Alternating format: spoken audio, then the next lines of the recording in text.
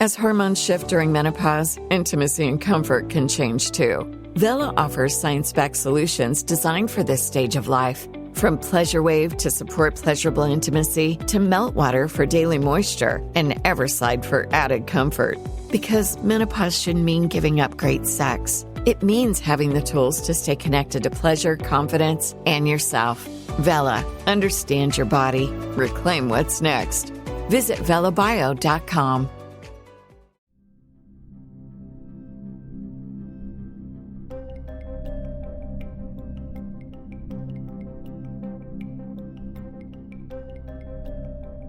Welcome back to the Secret Passage podcast. I am Dana Vespoli. And I am Gen X Jacky. And we are back with part 2 in our coverage of, juvenile murderers. And meaning the murderers are juveniles, murdering, other juveniles in these two cases. We had our summer 2026 first episode where we covered Skylar Neese. And that episode, if you haven't heard it, go back and listen to it so that you can be prepared for today's episode, because we will be referencing Skylar Neese's case with this one. Today, we're going to be discussing the murder of Cassie Jo Stoddart, 16-year-old girl in Pocatello, Idaho. She was murdered my birthday, September 22nd, 2006, by two boys, also 16, Torey Adamcik and Brian Draper. So real quick background of the case. As I said, the location, this happened in Pocatello, Idaho in 2006. The victim was 16-year-old Cassie Jo Stoddart, and the two killers were acquaintances of her more than friends. There's this misconception a lot of people have that they were all like good pals, and really they were acquaintances, friendly, more so than good friends. On the evening of September 22nd, Cassie was house sitting for relatives. She was dog sitting while they were out of town, and her boyfriend, Matt, had come over to hang out with her for a bit. And Torey and Brian came over to hang out with them. I guess maybe they were more friendly with Matt, probably, than Cassie Jo. It's not really clear. I don't think they were best pals, because Matt, in his interview, he seemed very they knew each other, but they weren't close. Well, also that video that he makes the morning of, which we'll get into, but like when he's recording Cassie, she seems more annoyed by him. And I know we talked about this, like maybe it was early in the morning, but it didn't seem like even friendly rapport. Like they went to the school with a camera and were recording the day. But right. Cassie's response was very standoffish, annoyed, not like you would with a friend, where you'd be like, turn that off. You know, it wasn't right. like, yeah, no, it was, she was very like acknowledging that they were there, like, hi. And then she was kind of busy. But yeah, there was no, even annoyed and good friends. There would have been more like, you guys, I told you, yes. This is so early. I have my test. This is lame, you guys. I told you. None of that. So it is interesting, and it just might be the dynamic at that school where you will actually come over and visit and hang out with somebody that you're not really close with. But which is why I was wondering if it was just maybe it's just a culture of just come by, hang out, and it's fine, even though you're not tight. You know, I know every town and every school has its own kind of quirks and stuff. But nevertheless, Torey and Brian were made aware that Cassie was going to be home, or not home, but at her relative's house, alone or with Matt that evening.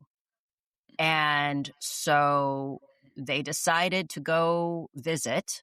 They were expected. I think that, they went over, they watched Kill Bill, I think, hung out for a little bit, and then left. Cassie and Matt they hung out a little bit longer, and then Matt got word from his mom that they needed to come by and pick him up because he had stuff to do the following day. Prior to that, some weird things happened. Brian and Torey left the house, telling them they were going to go see a movie. They were going to go see the movie, I believe it was Pulse, this horror movie in town.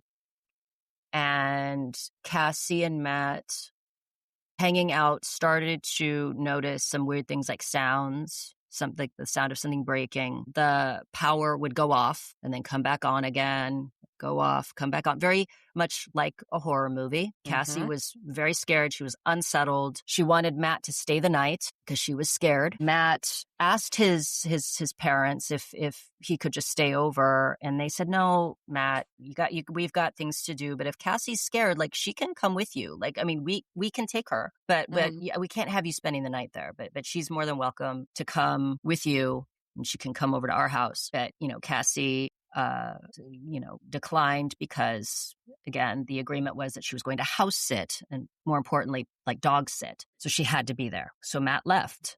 A little while later, Cassie's in the living room.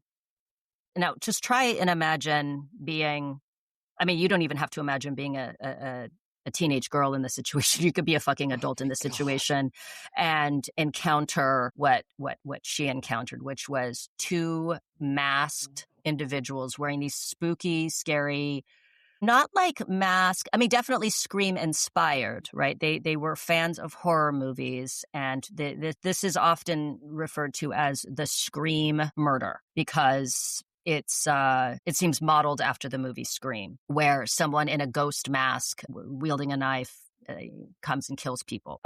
So there was like these white, bizarre looking masks that they wore. They wore their like dark clothing. They each had a knife. And they stabbed her to death and then left. But prior to this, they were doing all kinds of stuff. They had said that they were going to leave and go see a movie, but what they had done is hidden out in the basement and like broke something. What they were trying to do was lure Matt and Cassie, not just Cassie, because Matt was there at this point. They were fully prepared to kill him, but he left. And sure that, well, we know he struggled with survivor's guilt and depression after this. I can't even imagine. Yeah. But they didn't go down there because, unlike horror movies, they were like, no, we're not going downstairs, whatever. We're not going to go investigate what that sound is. And then they were fucking with the lights and all of that kind of thing. So once Matt had left, they came upstairs, they murdered Cassie, and then they left the house and drove away. And Cassie was not discovered until her relatives came back home a couple days later and found her just an absolutely horrifying, gruesome scene, her dead body in their living room. So that's the case. And the timeline of it, as we know, September 22nd, she is dead. It's September 24th. Her body is found. And then in late September, so, I mean, not long after, looks like probably about a week or so later, the police start focusing on Torey Adamcik and Brian Draper, since they and Matt were the last people to see Cassie Jo alive. So Matt is interviewed, and of course he is the primary suspect in historically, statistically speaking, it's usually the partner or the husband, of the victim is usually the perpetrator. And initially the police were a little kind of taken aback by how composed Matt was in his interview. And it was strange. He was really just, and again, he was probably in fucking shock. He just was very stiff and giving answers, but not having really an emotional reaction. His mother's awesome. She was there and she just was like, forgot what it was. They asked something, the police said something, and then she's like, oh, okay, no. We're stopping the interview right now. Yeah. And also, I think that this kind of touches on what we talked about in the last episode, which is like people expect somebody to react a certain way, but nobody knows. And this poor kid, look, he looks guilty, but could just be shutting down in shock, not even able to process what's going on. But sadly, that does make him look culpable. Right. And it's I mean, he's dealing with two inconceivable things. One is the murder of his girlfriend, the girlfriend that was scared and begging for him to stay. Ugh. And also the fact that had he stayed, he probably would have been stabbed to death as well. So these are like two things he's dealing with as a 16-year-old kid. Or could he have stopped? I mean, who knows what? Yeah. Could he have overtaken these masked men? And he saw how scared she was. Like, that's the thing, too, is he was there. He saw how scared she was. So he knows, he can only imagine what her reaction would have been to this killer or killers, like, descending upon her very suddenly. She was already afraid. So she already had like a bad feeling. And a strong sense of responsibility. I've got to stay here. I have to stay here. I promised my relatives I was going to, pet sit. And so, but the next two people that the police interview are Torey and Adam. And what led them to them? Because they knew that they had been at the house.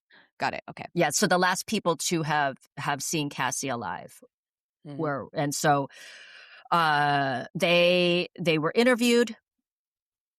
They seemed fine in the interview, their initial interviews, and they stuck to this story of, oh yeah, no, we saw them and we hung out and then we left. We went to go see this movie Pulse, and then they couldn't even give the most basic plot summary of the movie. So that right there was weird. And the police are like, so wait, you went to see them? Well, we did. And then finally, I believe it was Brian who's like, okay, fine. We went to go see the movie, but then we were like trying to break into people's cars to steal stuff. We didn't want to say anything, or I didn't want to say anything. It looks really bad, but yeah, that's what we're doing. And the police were like, oh, okay.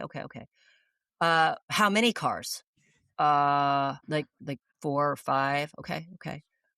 What kind of cars were they, and what did you end up stealing? And it's just, the shit started to fall apart. And Brian is the one that finally just fucking broke. Brian fucking broke.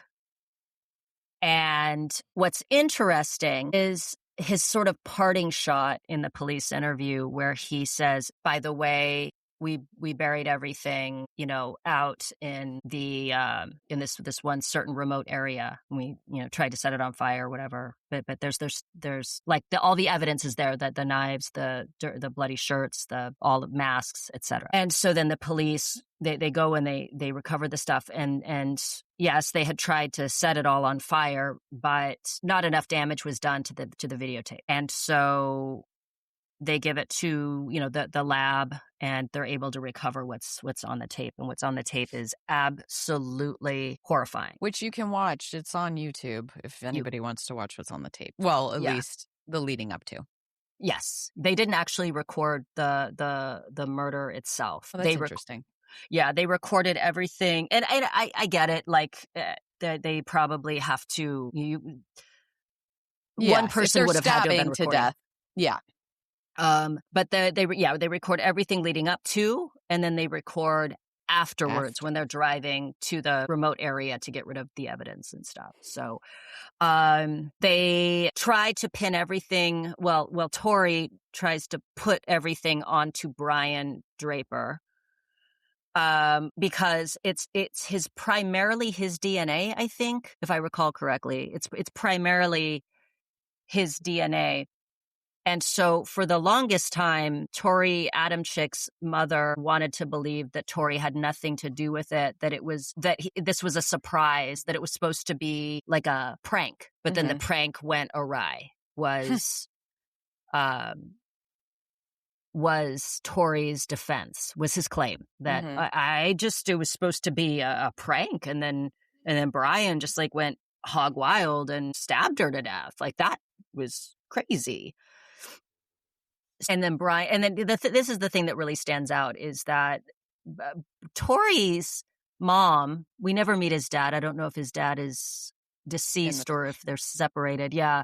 But Torey's mom and then Brian Draper's parents, they're nice people, man. They're good people. You can, I mean, at least that's the impression I had. Both boys had very normal upbringings. Now, in the previous case with Skylar, we get the sense that Rachel Stuff's parents was borderline abusive. You know, that it was strict, very, very strict. And then we know that Sheila Eddie's. We never meet her mother.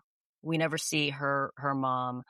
But we know that her dad died. But so we don't really have too much of a sense of those two with their upbringings. But in the interviews with Draper and Adamcik's families, you get the sense that these kids were loved. They were well taken care of.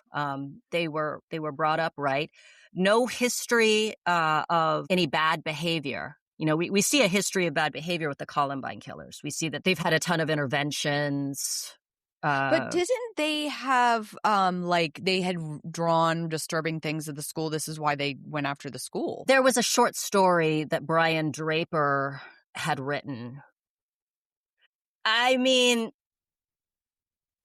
with Columbine, yeah, all the signs were fucking there. Like all the signs. But also Columbine High School had already problems with other things, with football players, like beating bullying up their girlfriends and all of that. Like there was a lot of shit going on at that school. At this one, I don't know if it was enough to point they tried to sue them. Yeah, do we know if that ever materialized into anything? I didn't.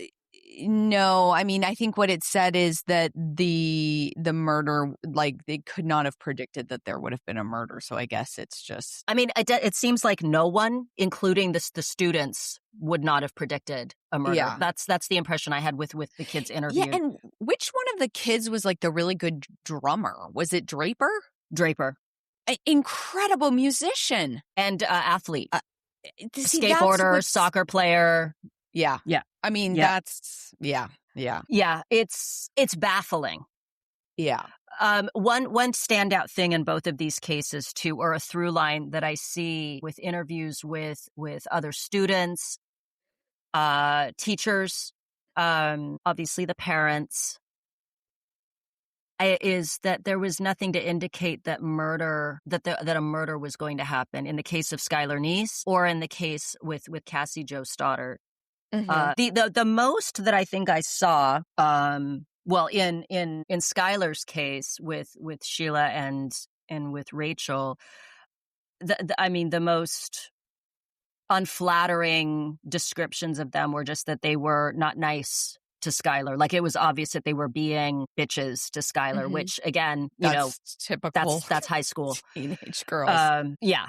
To the point where, that one friend of Skylar's was like, yeah, dude, it's not right. Like they've been talking shit about you or whatever. That's the extent of it. And then in this case, you see some people saying, yeah, Torey was weird. Brian was okay. And then other people going, Brian was weird. Torey was okay.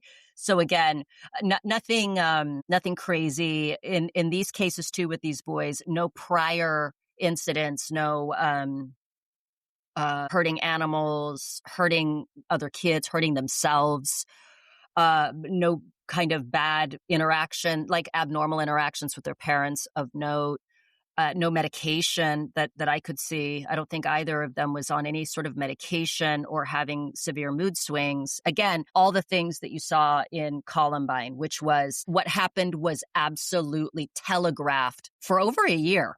Yeah. And so I think that's the most chilling thing in both of these cases is like how. Although I do think this case is way more chilling to me. Oh, yes. Only because the victim could have been anybody, mm-hmm. and it's not a crime of passion. Nope. It was literally wrong place, wrong time. Yeah. And yeah. There's one girl who, I can't imagine. It would have been her had she been home. And she knew it. She was on the list. She was on the kill list. Yep. Yes. So both of these kids had separate trials. I believe Draper was tried first. And then Adamcik was tried second. But the videotape, I think, got them their actual sentences of life without the possibility of parole. And that is because on that videotape, there was absolutely no emotion. They were very glib about what their plans were. And then they were elated almost like afterwards. Like Brian Draper was saying, one of the standout lines to me that he said, and I think it really, it sort of makes sense what happened. And that is when Brian goes, "Oh my God, I'm paraphrasing, I fucking killed Cassie. It doesn't feel real. It didn't feel real." Mm-hmm. And I think that's the thing, is it wasn't real to them. I don't think any of what they did was real. And but there was no grief, there was no shame, there was no fucking throwing up or like having like a visceral reaction to having stabbed someone to death. And so you see Brian just going on and on. He like won't stop talking about it. He's like, "Oh my God." Blah, blah. And then Torey Adamcik is like, shut up, shut the fuck up. We have to get our story straight. We gotta get, and he's like laying down the law. Right. So his mother trying to say, well, Torey was peer pressured into doing this. He didn't know. No, here's Torey going, "Yo, calm the fuck down. We gotta now we gotta get it together." And I believe it was Torey in the video. The video obviously takes you through the whole day, but in the video where they're in a classroom or something, they're at a table together. They're at a table together doing work or something. I think it was Torey that was comparing themselves to being, or like a serial killer or smarter than the FBI. Like there was this level of absolute delusion that they somehow had concocted this incredible story or this incredible plan that, again, speaks to the fact that these are teenage boys whose brains aren't developed, not excusing their behavior. Right. But it's also just bizarre to me that equal culpability that I understand a parent isn't going to blame their child. Sure. But at the same time, there is clearly equal culpability, in my opinion. Yeah. They both took on the different roles. Torey was the more, okay, let's, figure out how we get away with this. And Brian was more of the, okay, let's create this cool murder. Right. Exactly. It was horror movie, I guess. Yes. Their movie project. And the way they had their list of people. And again, this wasn't anybody that had been mean to them. This wasn't a revenge thing. This wasn't even, gee whiz, she wouldn't go out on a date with me. None of that. No. It could have been literally anybody. Which makes this chilling. This is absolutely chilling. So they were both sentenced to life without the possibility of parole. And the most heartbreaking reaction, aside from, of course, Cassie's poor mother, who's no longer with us. She died a while back of, I believe, cancer.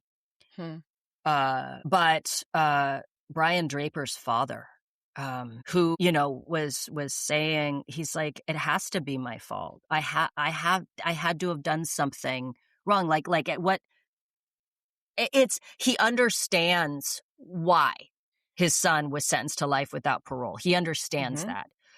But he's also like, how can this be? Like, how could this have happened? It had to have been something we did. What did we do?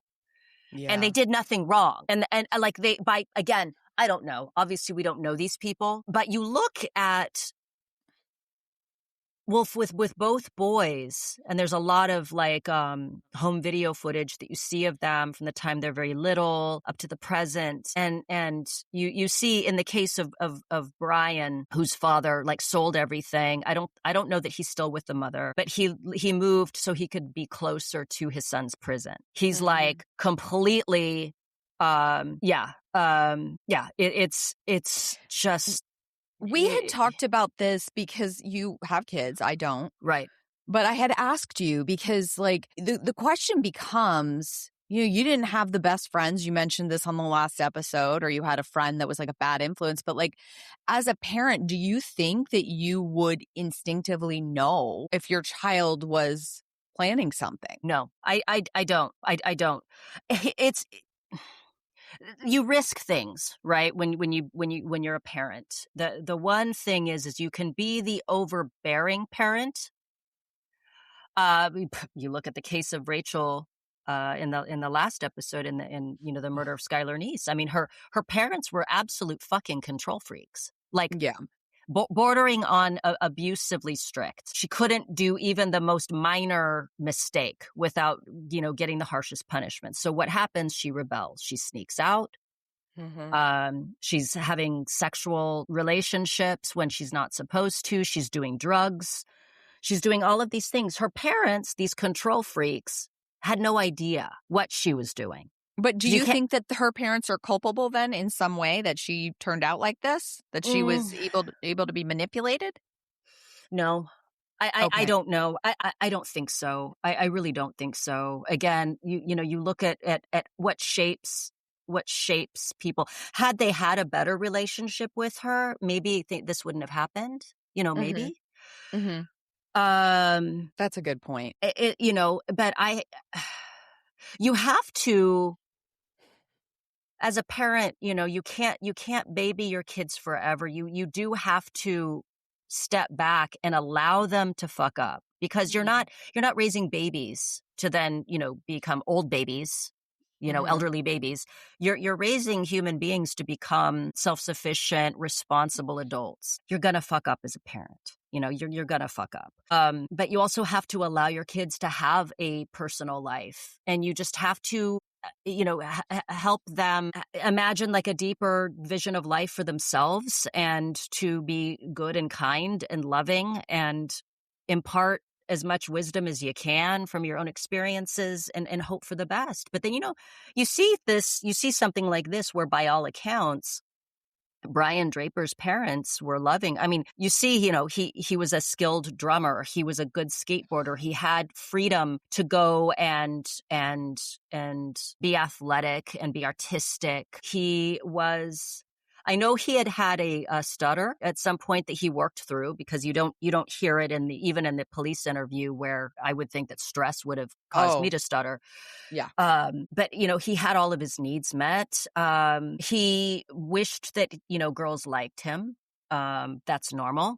I have observed that in my boys and their friendships with their friends, and some boys are dating, right at 16, and others it doesn't happen until they get to college and life goes on, and then I don't know. This is where we get back into this, notion of the folie à deux, is that had Torey and Brian never become friends, maybe this would have never happened. But it was this horrible,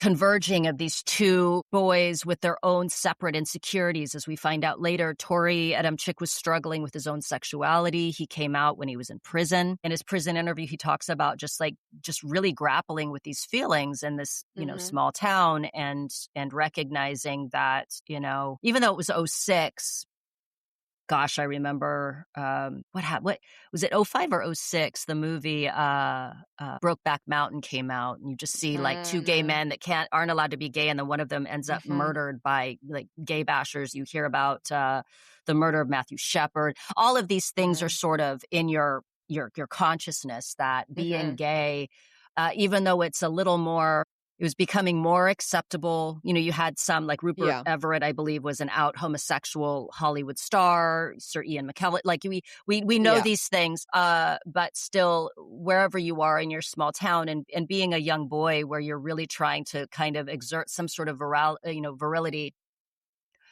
you're grappling with that. But we have these two separate insecurities. They come together, and they sort of like are this mounting resentment, and this kind of bullshit kind of happens. It's really the only thing I can point to with regard as far as like, how does something like this happen? But do you think, because what really struck me about this case was that, it is recorded. Yes. And so it's like, is part of it, because they did disassociate from the reality so much that when you're creating this film, I mean, like I said, one of the things I noticed is that they're playing the music, Beethoven's Sonata, I believe, which is a song that played in the movie Misery. They're playing a Pink Floyd song on the Turning Away, which is basically about like turning against society. And they've created this movie with its own soundtrack, with their own story, that if they don't follow through, that movie never finishes. That are they just so caught up in this? Yeah. Because they were literally like actors in a film. Yeah. It was very bizarre. Yes. Yes, and I think they were modeling their characters after Dylan Klebold and Eric Harris, because Brian Draper was referencing watching the videos of, like, over and over again, watching Klebold and Harris as they were like doing target practice out in the woods. He talked about even having, the black trench coat, this idea of being these characters. A lot of people were sort of glorifying them. A lot of teenagers were looking like had martyred them, had seen them as martyrs, even though. But they were martyring them for standing up to people who were cruel to them. There's this misconception that Klebold and Harris were targeting students at Columbine out of some sort of revenge plot, but really it wasn't about revenge. It was about becoming famous. I want to say that they were looking at like Timothy McVeigh's Oklahoma City bombing as one example. They wanted to blow shit up. Their fantasy was to go from Columbine to then go out and just fucking blow shit up. It wasn't about bullies. They were bullies too in high school. Everyone was picking on everybody, but they went on dates. They had friends. There's this weird idea that they were these geeks and nerds that were like getting socked in the face every time they went to school. And it's like, yeah, of course they got shit on. They were also shitting on people. So there's this, it became this weird narrative took off where it's like, it's because no one listened to them. It's like, no, So then people were making them heroes solely because they made a decision, we're going to kill all these. But was their decision also, and I'm sorry, I know you've already done a podcast on this, I'm just curious. No, it's okay. Did they, was their decision to also commit suicide after? No. Okay. As I understand it, they realized, again, these were kids. And so it's so interesting that there's that, you really see it, I mean, with Draper and Adamcik, when it's like not even like this idea that they can somehow outsmart the FBI based on what, again, that's probably part of their story of their character in their movie that they're making is, well, our characters are smarter than the FBI. And it's like, okay. But with Klebold and Harris, it's like the fact that they hadn't well, there's a few things. The bombs were supposed to do a lot more damage that they had put in the cafeteria. The bombs didn't do much damage, really very much. So then I think their initial plan was the bombs go off and then they're there to pick off the people as they run from the explosion. So that was originally what was supposed to happen. But it didn't quite go off that way. So then now they're going through the school and there's a point at which, and this is really interesting. Again, this is just me speculating. I feel like the high started to wear off with them and they're walking through their guns. They've already killed so many students and staff. The bombs didn't go off. They're aware of the fact that now there's law enforcement surrounding the school, that a lot of the students had gotten, I want to say, like had found a way out, and they're just walking around with their guns. And then they end up back in the library and it's like, what do we do now? We can't go anywhere. And it's like the high has sort of like come off and then they make the decision to just take themselves out. I don't think that was originally a plan. I mean, not at all, again, excusing anything. Right. But it does seem like they're more emotionally aware of the reality of what occurred than it seems like Torey or Brian really were. Do you see what I'm saying? Because it's like to get to that point where you're like, fuck, the adrenaline is gone. Now what do we do. We're probably going to go to jail. But like Torey and Brian were just like, we killed people. Like, okay, Cassie's dead. I mean, like it's literally still like you're playing a role, like you said. It's like a movie. Yeah. And the thing is that Eric was already exhibiting, signs of, antisocial personality disorder. Like he was medicated. He had been, forced to do like this early intervention, these programs for being just an absolute shithead. He had a lot of rejection in his life. He was had been like a baseball player, didn't make it onto the Columbine baseball team, so he felt bad with that. He wanted to join the military.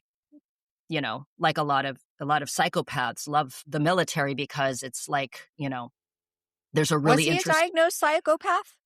I believe. I wish I'd have to go back and look at my notes again. He was exhibiting all the behaviors of someone with psychopathy. Okay. Also a narcissistic personality disorder. He was, I think the final kind of nice narcissistic injury that he endured was that he wasn't going to be allowed to join the military because he had gone to see a recruiter, I believe, right when he was he a senior in high school? I think so. Yeah. Yes, he was. Because Dylan had, I think, already gotten into University of Arizona. Dylan had a fucking future. Dylan was very different. He struggled more with suicidal ideation. He was more self-destructive than outwardly destructive. So I think, it could be that at the very end in the library at the high school, their reasons for suicide might have been a little bit different. For Eric, it was like, okay, time to die. It's like, well, okay, without already not having a strong sense of self and also just wanting to reject authority and just more out of there's nothing more for me. I can't go into the military, never made the baseball team. I don't feel anything for anybody except anger. So I'm going to take myself out. And Dylan was probably just like, well, I've been wanting to kill myself for a really long time. And now here's a good reason to. Again, I'm just throwing that out. Yeah. Or just that they just, I don't know. Dylan was, it's a scarier thing because I think Eric was going to probably kill regardless. He couldn't do it alone. But if it wasn't going to be Dylan that he sort of like taking under his wing, it was going to be someone else. I don't see Dylan as being somebody that was ever going to kill anyone. If anything, probably taking himself out at some point out of just severe depression. He was a very depressive person. But I just think that the combination that his friendship with Eric, I feel like that was that folie à deux. Eric was running that program. And again, I'm not trying to absolve Dylan of anything. He fucking killed a lot of people that day and he kept going and he didn't stop. But I just think that in that folie à deux, I think that Eric was absolutely the mastermind. And had Dylan never met Eric, I don't know that Dylan would have ever murdered anybody, but he probably would have struggled with self-harm, That said, though, do you think that in this case with Brian and Torey, and the folie à deux, do you believe that A, this would not have happened had they not had each other? And B, do you believe that they should be serving life without parole? So hard. What's interesting is I can't help but think that Torey was the driver of this machine. You mean Brian or Torey? Torey.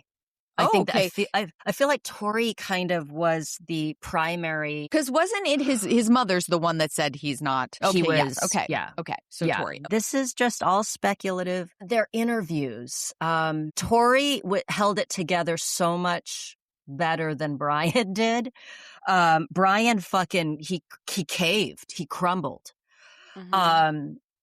But Torey just had more composure that was eerie. Brian just seemed more, how do I put that? Brian was just less creepy than Torey. I mean, what they did, they were both really creepy, but Torey, there was something that was very unnerving to me about him more so than Brian. Brian, I know that he was adopted, but there's nothing to indicate that there was anything like just even. And he was so thoughtful in his prison interview. I mean, they both spoke really well as adults. I mean, you can tell they had a lot of time to fucking think. But Brian, there was some things he said that just struck me as this is somebody who had a little more kind of emotional intelligence. It's what's sad is you really get a sense of like this could have been a really great guy had this never happened. Do you know? You see so much of even his dad, even though it's not his biological father, you see a lot of his father in him with the way that he speaks, and he's like trying to really think and get and like work through everything. I don't think that this would have happened. I don't. I mean, I obviously don't know either one of them, but it's that thing where it's like I can say I'm pretty certain that Eric Harris would have killed eventually. Mm-hmm. Like if it wasn't going to be with Dylan as his sidekick, it was going to be somebody else eventually. I don't think Dylan would have. That situation, I feel like Brian Draper wouldn't have. But I don't know enough about Torey. You know, I don't know enough about Torey, but something happened with their relationship. I don't want to give the impression that I'm like 100% absolutely not this, you know, I don't know. Just that pairing, the combination of the two. It's like, you know, the case, the Barbie and Ken killers in Canada. Yeah. Yes. The interesting thing is Paul Bernardo was a serial rapist, never killed anybody. His thing was serial rape, and he'd been doing it for a while. Right. Then she's he the meets one that Carla. set up. Yeah, she sets him up to rape her sister, right? Mm-hmm. She offered her sister up to him, and then I believe it was they accidentally killed her. That was an accident because they drugged her, and then she basically OD'd. But with the other victims, they were murdered. So the thought is that without Carla, Paul Bernardo would have just kept raping until he eventually would have been caught, right? Not killing, but raping. Right. Which is really fucked up. But again, he didn't kill anyone till he met Carla. Carla, a lot of people think she was the homicidal one. She in some ways she was a lot darker in that, like her sister.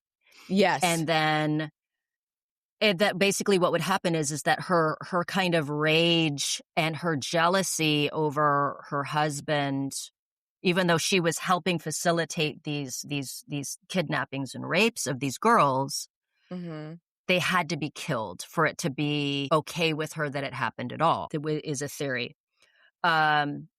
So that's that fully ado. Would Carla have been a murderer had she never met Paul Bernardo? She probably would have been like, she exhibited some sociopathy earlier on, but not anything like that would have gotten her thrown in jail, prison, or even committing murder. From a psychological perspective, to me, this is crazy because you think these pairings of people that we've seen in the last few cases, Dylan Klebold as well, and Eric Harris, and then of course Barbie and Ken, is there has to be something in their psyche or whatever, or their psychological makeup that drew them together to begin with, because it is so uncanny to me that a homicidal maniac and a serial rapist, which are already rare things, find each other. That's crazy to me. Do you see what I'm saying? And in a small town like this Cassie Jo Stoddart, that there's two people that are capable of murder. That's utterly insane to me. I mean, is that not completely insane? Or do you think we all have this capability? Like, do you think that it's in all of us that we're all, I mean, obviously I know we're all capable of doing these things, but like most of us are never going to act on them. But the fact that you find two people, especially in this Cassie Jo Stoddart, that are in a small town that now are become friends, like by some weird thing, and then decide to kill somebody and then go through with it. I'm sorry. It's just baffling to me. No, baffling is like when we Shannon and I did the case of the Toolbox Killers, and it's like Roy Norris and Lawrence Bittaker, separate from each other, maybe never would have murdered anybody. But how are they drawn to each? I mean, like, that's the question, is how are these people in a room or wherever, in a high school, how do they find each other? Well, I think, it's comforting to think that these things are not that common, right? They don't happen all the time. So thank God. I think that's part of it, is how it's one of those anomalies. Yeah, it happens. I mean, we see it all the time. Like, how does anything kind of bizarre? I mean, we see these things happen, like, twins living on the opposite side of the globe, and then they find each other because they both end up, marrying sisters. The same sisters, yeah. Yeah. And so, like, it happens.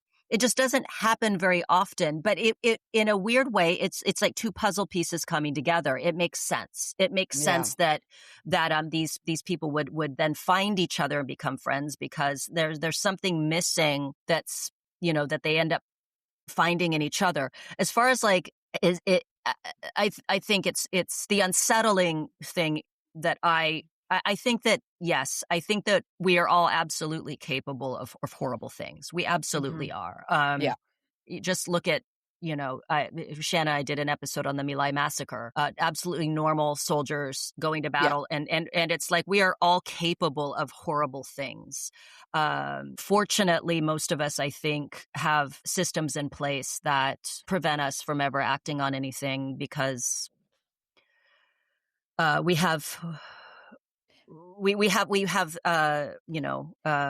found meaning in life, I guess, Yeah. that provides us with a stronger, with compassion and morality and ethics, I guess. So I have a list. Yes. Of protective factors. Okay, if anybody's curious. Yes. Of helping prevent violence. But what's fascinating, okay, is that Brian Draper seems to fall into many of these categories that are protective factors, which are, some that he falls into are family support, which he seemed to have, extracurricular activities, which he seemed to have, an adult mentor, which I don't know. But then the other things that he maybe doesn't have, did he have empathy? Do we know? Emotional regulation, healthy identity, positive peers, and the ability to repair conflict. Again, those are some of the things that help prevent somebody who, maybe is going through something, not acting on something more violent. I mean, I don't know about Adamcik, but yeah, there's a lot that we don't know with Brian, because I know that it was only touched on, and maybe it was a lot more serious than was indicated. But he was bullied for having a stutter. Maybe it was Brian. traumatizing. Yeah, maybe there was some trauma there. I don't know at that point in high school if he belonged to any teams. He had played soccer.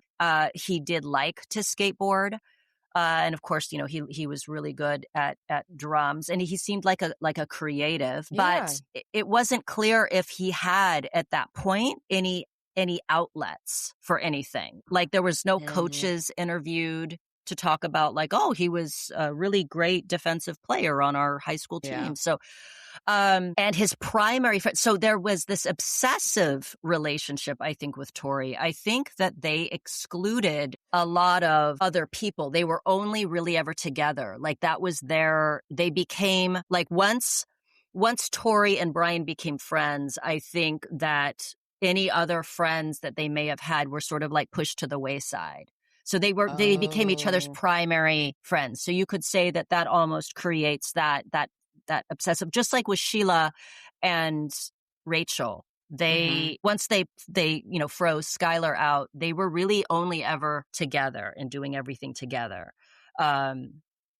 To the point where, I believe, coming back to school, their next year of high school, they were trying to switch their classes around so they could have every class together. So it's like, I feel like there's a world building that happens when there are these fully pairings where they create their own reality. They have to do everything together, and I think that they see themselves as really the only important or real people. I wonder if Brian and Torey, if originally the movie was supposed to be like a fictional thing, and then they got it in their minds to make it real, and that the realness of it was what would set them apart, and then they see themselves as like alphas because they're basically controlling whether somebody lives or dies at a time when they don't feel like they have a lot of control in their own lives. You've got Torey having these really probably intense. He's in puberty and he's realizing he's gay. He can't articulate it to anybody. I don't even think he articulated it to Brian. Because he came out in prison, where it's just, I mean, if there's a silver lining for Torey, man, there's a lot of dudes there in prison. I'm just saying, like, he's like, I don't know, it's not so bad here. It's not so bad. No, I'm just kidding. He did seem a little more cheerful than Brian. Oh, really? Did. No, in the prison interviews, he was. It's just weird to see them as men, and it was. Brian actually got kind of handsome. Like, he just needed to grow into his face, I think, because he had all the, like, you see him in prison, and he's got his head shaved. He's got he had real pretty eyes, good skin. He seemed like he probably would have had a perfectly fine life had he not making such bad fucking choices. Obviously, it's speculation. I keep saying that because I don't want anybody to be like, you think that this wouldn't have. I don't know, but the feeling I have is that I don't think they would have murdered had they not become friends with each other. That so said, do you think they should be in prison forever? This is where it gets really fucking tricky, because what this comes down to is like, what is the ultimate purpose of incarceration? Mm-hmm. Like, what is the ultimate purpose of it? Is it to protect the public? I think that's the ultimate purpose, yes. Right. Okay. Now, we put on it, justice for the victim, those things. But like, ultimately, I think the point of punishing somebody with prison or whatever is solely to protect the public from this person, or this person from themselves as well. Like, what they might be capable of doing if they're out. Right. And then, of course, then we ask, are juvenile brains different than adult brains? Yes, drastically. So then, that said, do juveniles grow up? If provided they are given, a safe place and resources, can they grow up? Yes. Are you the same person you were when you were 16? No. Same. Thank God. But is your morality different from when you were 16? And maybe you'll say yes. Like, your basic morality. Okay. See, my basic morality was always the same. Like, never hurt other people, that whole thing. But do you think a 16-year-old is not capable of moral decision making? Or not all teenagers, but like, is it possible that a teenager is not able to make a moral decision? If you're saying that you have a different morality, then the answer would be yes. You don't think that, or that you would basically say not all teenagers are capable of that. Would that be right? I've seen instances. Well, let me put it this way. I was fortunate as I got older to have interventions in place. I had a lot of therapy. I had structure and coaches and teachers and professors. And so I wasn't given a lot in terms of like a strong kind of moral. I wasn't given a lot of that. I was given a lot of fucked up messaging as a very young person. Mm-hmm. And then, was fortunate enough to then be put into another situation where I could find meaning and purpose in life, which is great. I don't know what would have happened had I still been the way that I was at 16. I didn't have a lot of, I look back. What's so great about doing this podcast and looking at these episodes, not just looking at the victims and sharing their story, but trying to understand why things happen and how things happen. And then, of course, through that, hopefully coming up with ideas of how to prevent things from happening. But, I don't know what kind of a person I would have grown up to be had I not had what I had. And so, there's instances of kids who go to prison as juveniles who've done really horrible shit, like gang shit. And they get out and they do a lot of kind of life. It's good for society. They are changed.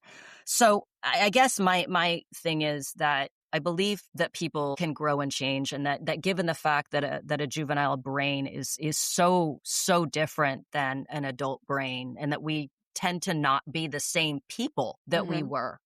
And that you just see how, like, I don't know, a lot of teens just seem like little fucking sociopaths. Like they're selfish. They only think about what they want to do. They're assholes to authority figures and their parents sometimes. And then, then you see them at a high school reunion or somewhere else, and they're like, man, I was an asshole, And I know that that's not murder. I know that that is not murder. That is not that at all. That's growing up. That's growing up. But that said, I don't know. It's a shame to look at Brian and say, you will never have, I mean, he won't, right? It's no parole. Yeah, he's save for a fucking miracle, because they've already exhausted all the appeals they can possibly do. Okay. And again, I'm not saying that he and Torey should get out. What I don't like is that there is no opportunity to go before a parole hearing. And if Cassie Jo Stoddart's relatives want to show up at every parole hearing, or if their prior high school classmates want to show up at every parole hearing and say, no, fuck this.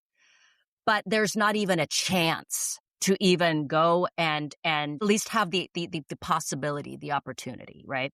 Yeah. Because Brian, so in the interview, he goes, there's some part of me back then, as strange as it sounds, that thought that I would just go to school on Monday and Cassie would be there. Like, oh, man.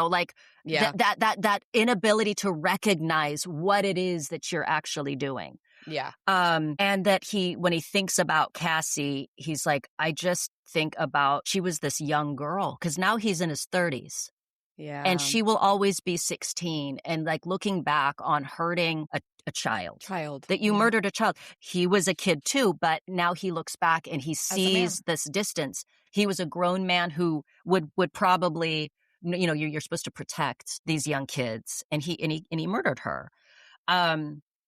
Dude, I think back on like being mean to, I talked about this to this day, I still think about when I was in first grade and this little girl named Robin, and she was clearly, looking back on it, she was a neglected, abused kid at home. Oh, so she would come to school dirty with matted hair, and we were all standing in line because it was like it was the week of like where you go to the pool and like do swim lessons and shit. We're all standing there, and one of the kids got it in their mind to pick on her and make fun of her for the fact that her hair was tangled and she just was unkempt. And I joined in. Of course. I joined in because I was like, oh, good, it's her and not me. Because I had already been fucking picked on, like when school started. And then that kind of faded away. And now it was Robin's turn. And I fucking joined in. Yeah. And then I remember then sometime later with PE, looking over and seeing that while the rest of us were doing like crab crawls across the floor and all wheelbarrows and all that, I look over and the PE teacher is trying to brush Robin's hair. And I think about that because, and now granted, I was younger, I wasn't a teenager, but there's not that much difference when you think about the way we treat people and the reason why we treat people the way we do.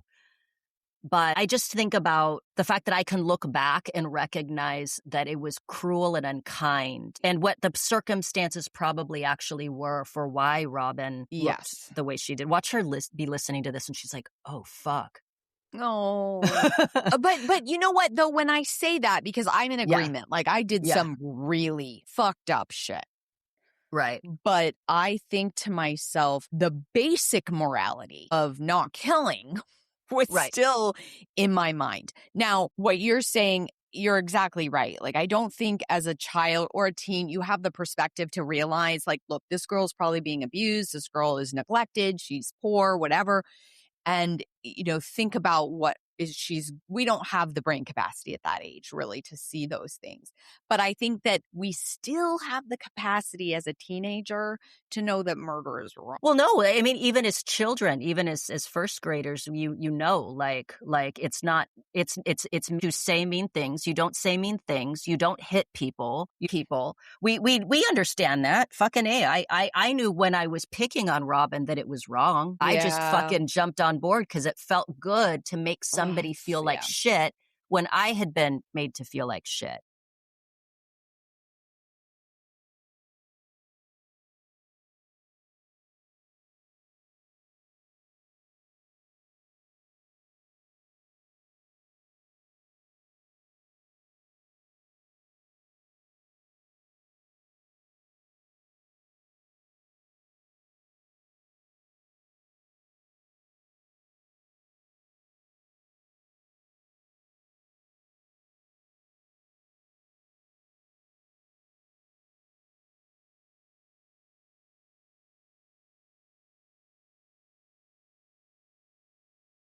I know that there's people listening to this probably going, hello, it's a little different than stabbing a girl to death. And again, I know that. That's why I grapple with this. That's why I grapple with, I think about like the purposes of incarceration. Is Brian Draper the same person now that he was then? Is Torey Adamcik the same person now that he was then? It's just like by that logic of like we are not the same people. And do people have the capacity to change? And then finally, are they a threat to society? If they were paroled, are they going to turn around and kill people? But then I understand there's people that's like, no, they need to suffer because they killed this innocent girl who fucking did nothing. Like, she did nothing. No one deserves to be murdered, but she certainly, she was wrong time. Exactly. It was an absolutely random killing. Had someone else been home, it would have been them and not her. And that girl has to live with that, knowing like, shit, I was on that list. They asked me what I was going to be up to that night. I was busy. What if I hadn't been busy? And she carries that around with her. And so the parole thing is weird to me. It's no possibility. And again, that doesn't mean that they will ever be paroled. It's just that there's not even the opportunity to go before a parole board and talk about what they have been, what they've learned thus far, I think even more important than that, because obviously you can say anything. I mean, if they're smart enough, they can lie.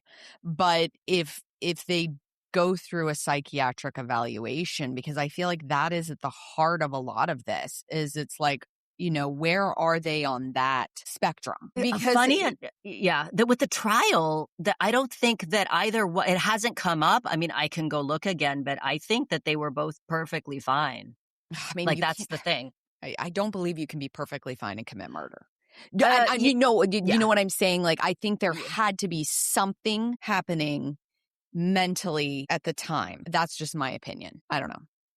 You're looking at me. I mean, well, no. It's there for a very long time. I believed that you couldn't be sane and do certain things. I don't know anymore. I'm not saying that they're not sane. What I'm saying is that, you know, so I think I just looked at Dylan Klebold it was Dylan Klebold had, even though they were never diagnosed, like posthumously, they diagnosed him with like severe major depressive disorder. And Dylan Klebold was medicated. He was suffering depression. He was struggling with suicidal ideation for years. Right. So these people were never diagnosed, but that doesn't mean that there wasn't something deeper going on that we don't know about. And so that's why I'm saying, like, I think it helps with deciding whether somebody's capable of being released from prison for murder, which is just even saying that sounds terrible. Because I am an eye for an eye kind of person, but at the same time, they were kids, and that's their hope. It is exactly. In 2012, the U.S. Supreme Court decided that juveniles should not serve sentences without the possibility of parole, that it violates the Eighth Amendment. So, like, but again, this is discretionary. Yeah. And that judge was like, nah, fuck y'all. And again, that tape did not do them any favors. It is absolutely chilling. But again, it feels very performative. It feels like they're acting, and there's a distance that happens with a camera, For sure. you know, where nothing seems real. And it's interesting because it reminds me of the Blair Witch Project. When I remember when that movie came out, and the reason why it worked, I remember at the time, is the girl, she's got the camera, she keeps it on even when they're lost and all that, because there's something that feels safe. Yeah. It feels safe. As long as this is going, this isn't real. Nothing bad will As happen. long as this is going. Yeah. There's an odd kind of, it's like a security blanket in a way. And I feel like the camera, it's for the same reason that sometimes if I'm recording content, the minute I turn it on, even if I'm alone, I feel this little bit of like, you know. Do you think they would have rewatched this video? Well, what's interesting, which I find fascinating, is that they had the video, they were doing the video, they turned it back on after they killed Cassie Jo. Yeah. Mm-hmm. They're driving, and what do? They try to destroy it. They don't even watch it. Oh.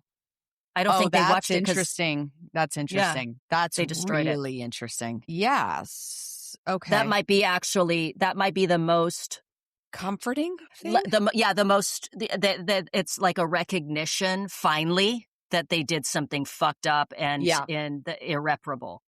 Yeah. And, or the idea that it was like, this was just a movie that we were making, not something that we're getting off to later or to re-enjoy, like the toolbox. Didn't the toolbox go with the audio? So it's like, they're not getting off on it. They're just like, oh shit. Okay. Well, we don't want to get caught. Let's hide this video or get rid of it. Yeah. Now, if they found that video tape in one of their drawers, I think that would completely change what I think. For sure. Yes. 100%. That might be the one act of the closest thing to a type of remorse or a recognition that what they did was truly wrong. They were so dumb. Can you like even just go get a look at a synopsis of what the movie Pulse was about? Like, did you really not think you would be asked about it? The level of stupidity of I mean, it was literally like finding their murder soulmate. They both were idiots. I mean, they just did not. They literally they did it the same way. They both wanted to do it, record it, but again, like you said, it's the character, and the characters are smart. But they themselves were not smart at all. I mean, not at all. Yeah. There was no. But I think about like what you're saying. I mean, clearly, there was something was going on. I mean, we know with Torey that he was grappling. And I don't want anyone to think that I'm saying like he's gay, that's why he did it. No, it's that he was probably grappling with a lot of what it meant for him to be gay. Mm-hmm.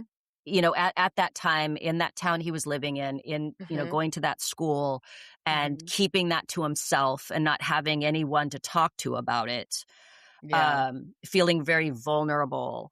And the fact that, like, why would these kids look up to Klebold and Harris versus look at them and think, wow, man, they were really fucked up. Yeah. Instead, there was anger and frustration, and they were only talking to each other about it. And so then they create this. It's compounded, and it just grows and it grows and it grows into, you know, killing just anyone, just to kill, just the act of killing, and that's. Yeah. And it's just another thing, you know, then you look at Cassie, and she was like Skylar, niece, a nice kid. Yeah. Doing nothing wrong. She did nothing helping out her wrong. aunt, watching the house, watching the dogs. And look, at 16, if I was scared enough, I would have been like, all right, I would have been like, I put down enough food and water, and the doggy door's right there, and I will be back in the morning. Yeah. Yep. But she felt a sense of responsibility. Yes. Which is unique. Yeah. For a 16-year-old girl, you know, she was like, I said I would be here. And the funny thing is if she had called her aunt and uncle or whoever and said, I'm really fucking scared. There's noises. I don't know what to do. Oh. Can I just bring the dog back to my house, or can I just, and they probably would have been like, oh, They yeah, would of have been like, no course. problem. Yep. Yeah, please. No, you're fine. If you put down enough food and water, you can go, and then just make sure to come back, first thing in the morning to let him out or whatever. Yeah. But she was like, no, I got to stay. She withstood her fear. She was brave. She showed Yeah. courage, and stayed. Which is Then, unfortunate. yeah. It's unfortunate. That's the hard thing is like, again, it's all of these components that contradict what we know, right? So you got these two boys that have no behavioral problems from before. They had no disciplinary problems. Their grades were presumably fine. Didn't hurt animals, didn't hurt other kids, came from good families. Then you have somebody like Cassie Jo, who is not really a typical 16-year-old because she's responsible. Yeah. She is, she's not impulsive. She's staying put, even though she's scared, even though she's fucking scared in that house, even though horror movie shit is going on with the lights going on and off and the sound of something breaking in the house. She was brave and she stayed put. And she did everything right, and then she died. And it cost her her life. Yep, it cost her her life. And that's the fucked up thing. So, man, I don't even know what the answer is as far as with kids like this. How do you keep something like this from happening? I don't fucking know, except that it's really important to find, I don't know. I always go back to sports, man. I was just going to say, dude. Get your child in sports or activities, or, even if it's like, if they're not into sports or they're crappy at sports, get them into music or drama or something that they can have some outlet. But I mean, sports for sure, that molded who I was. And I think I'm always inclined to find people who are grew up on sports to be more responsible, more driven. No offense to people who didn't do sports, but I'm just saying it cultivates something in children that makes them more responsible adults and makes them make more responsible decisions. And having it's one of the best books that I read so far this year was Man's Search for Meaning by Viktor Frankl. Oh, and it's applicable to anything. I mean, he talks about how he managed to keep going, surviving Auschwitz. But it's applicable to so many things. It's like when you're going through something unimaginable for you that feels insurmountable, right? It doesn't have to be something as really fucking terrifying as Auschwitz, but it could be any time in your life. If you can, essentially, it's if you can find your why, you can do anything. And it's, you can even though things can change when you're a kid, if you can find something that meaningful in your life, I think it can protect you from a lot, like, I don't know, I do wonder, what if Torey had been able to confide in a counselor that he was struggling with feelings of homosexuality? What if Brian had said, Mom, Dad, I just feel really fucked up. Like, I've got this, I know I don't stutter anymore, but like there's kids that still remind me that I do. Because it doesn't seem like they articulated a lot of what they were feeling to their parents. Yeah. And it seems like also Skylar didn't talk to her parents about what was going on. No, because so maybe the answer is have more conversations with your kids. Like you sit, whether it be like the 1980s and 90s where you have family dinners, or at least we did, and actually have a conversation that's not behind a phone or on social media or something. Not that Skylar or, these guys that, but still have a conversation with your kids and ask them about their emotions and feelings. I don't think people and remind them that they can tell you anything. Yeah. Remind them that they can talk to you about anything. How was school? But why don't you go, how are you feeling about everything happening at school? If you turn it more to the emotional aspect versus just what you're doing. I don't know. Yeah, like it's a thing where if Skylar had talked to her parents, maybe they would have said, honey, don't talk to those girls. They're not being nice to you. Like, let's figure something out. If Rachel had been able to say, Mom, sometimes I think I'm gay. Yeah. And known that she wasn't going to get punished, Yeah, I'm just saying there's a lot of ways that maybe it would have just like released the valve a little bit to let some of that shit out, and maybe that's not the answer, but you know what? Nothing bad happens when you have open communication and you remind your kids you love them no matter what. Yeah. I guess where I land is the with zero possibility for parole, which again doesn't mean that parole should be granted. As far as I'm concerned, Paris Lee Bennett needs to stay fucking behind bars. That kid scares the shit out of me. He's never getting out. No, I don't think so, dude. If he continues to look like Hannibal Lecter in every fucking interview, I don't think he's going anywhere. But he's terrifying. But he's eligible. Was he eligible after 30 years? He's going to be he needs to either be soon. 80 years old and incapable of if they ever let that guy out. Yeah, I'm just saying someone like him, I just cannot imagine him being granted parole. No. I do believe that some people can grow. I don't have the same opinion about somebody who's like, 30 and commits a crime like that. It's different when it's a, 13, 14, 15, 16 Your brain year is old. developed in your mid-20s in terms of that, so no. But yeah. Anyway, curious to know what your guys' thoughts are on juvenile offenders of murder cases. If you guys have any suggestions for cases you'd like us to discuss or any subjects whatsoever, anything going on in pop culture that you might be curious to have us cover, let us know. And as always, please like and subscribe. 5-star rating would be super. Follow us on Instagram at Secret Passage Podcast. You can, join our Patreon. We have exclusive content there. And also you can email us any questions, comments, or any corrections, secretpassagepodcast@gmail.com. And we will see you next time. Bye. Everybody.